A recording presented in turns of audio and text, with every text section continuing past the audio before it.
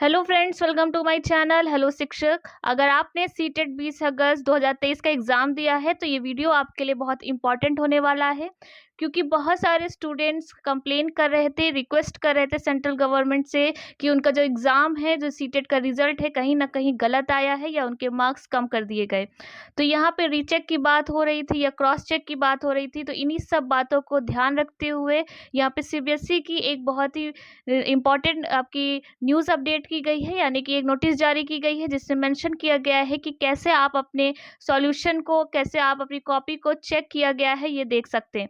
क्या है पूरी अपडेट, हम पूरी पढ़ेंगे यहाँ पे। तो ये आपकी नोटिस है जो आपकी दिनांक आज 9 अक्टूबर 2023 को जारी हुई है, जिसमें मेंशन किया गया है कि उम्मीदवारों की जानकारी के लिए सूचित किया जाता है कि बोर्ड ने सीटेट अगस्त 2023 में उपस्थित होने वाले उम्मीदवारों को उनके अनुरोध पर निर्धारित शुल्क के साथ ओएमआर शीट की प्रति के साथ गणना प्रति प्रदान करने का निर्णय किया है। यानी कि आपकी जो ओएमआर शीट है उसके साथ आपकी जो गणना कॉपी है वो भी जारी की जाएगी कि आपको कौन से क्वेश्चन पे कितने मार्क्स दिए हैं, यानी कि कौन सा क्वेश्चन आपका सही माना गया है, ये सब आपका क्लियर हो जाएगा। उसके लिए क्या प्रोसेस है, कैसे आपकी फ़ीस है, कितना आपका फ़ीस सबमिट होगी, कैसे सबमिट होगी, अगर आप अप्लाई करना चाहते हैं तो वहाँ पे पूरी वीडियो आपको देखनी पड़ेगी। उसके बाद क्या है, जो उम्मीदवार ओएमआर शीट के प्रति के साथ अपनी गणना शीट प्राप्त करना चाहते हैं, अपेक्षित शुल्क रुपये 500 पर आपकी जो कॉपी होगी, उसके साथ इसके लिए दिनांक 10/11/2023 का या उससे पहले आवेदन कर सकते हैं।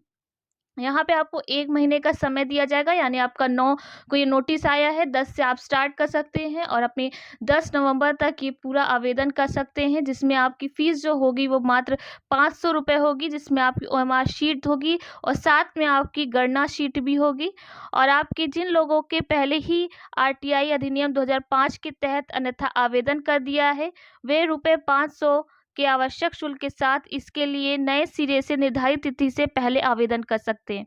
और जो भी बच्चे आरटीआई के थ्रू ऑलरेडी फिल कर चुके थे, अपनी कॉपी के लिए उनकी मांग कर चुके थे, तो वो बच्चे अपना फिर से 500 रुपये के साथ एक नए सिरे से आवेदन करेंगे, एक नए तरीके से आवेदन करेंगे, क्योंकि ये जो आवेदन है सभी के लिए कॉमन होगा और सभी के लिए नया होगा।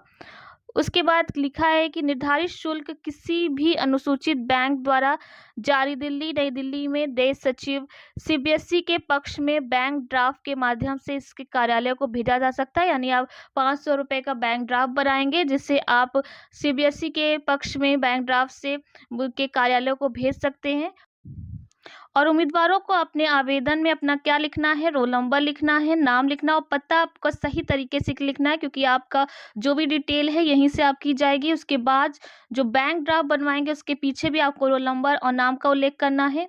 और आपका जो पता होगा जहाँ पे आपको बैंक ड्राफ्ट भेजना है, वो पता दिया गया है कि निर्देशक आपके सीटेट की संबोधित आवेदन स्पीड पोस्ट द्वारा या सीटेट यूनिट सीबीएसई PS12 जो भी आपका पूरा एड्रेस है सीबीएसई का, उसके व्यक्तिगत रूप से आपको भेजा जाना चाहिए।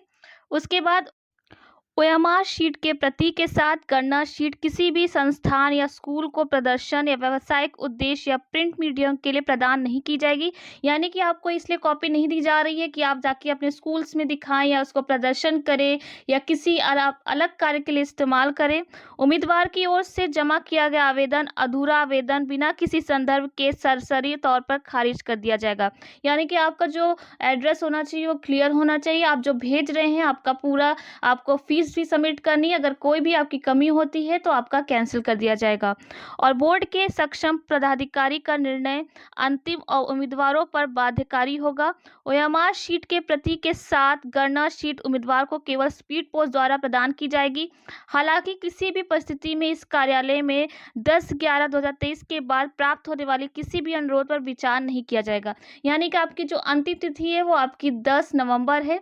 उससे पहले आपको जो भी आपको अपनी शीट के लिए आपको अगर आवेदन करना है तो आप करिएगा, क्योंकि इसके बाद कोई भी आवेदन नहीं मान्य होगा। इसलिए आपको 1 महीने का समय दिया जा रहा है। अब अपनी मार्कशीट की कॉपी के साथ आप अपनी गणना शीट भी मंगा सकते हैं कि किस तरह आपकी गणना की गई है, कौन सा आंसर सही माना गया है। अगर आप 1 नंबर से भी फेल हैं, अगर 2 नंबर से भी फेल हैं, अगर आपको डाउट है कि आपका पेपर अच्छा हुआ था लेकिन आपके जो रिजल्ट है वो अच्छा नहीं आया है, तो आप फॉर्म फिल कर सकते हैं, क्योंकि 500 रुपये में अगर आपका रिजल्ट क्लियर हो रहा है, अगर आप पास हो रहे हैं तो कोई बड़ी बात नहीं है, आप एक बार ट्राई कर सकते हैं।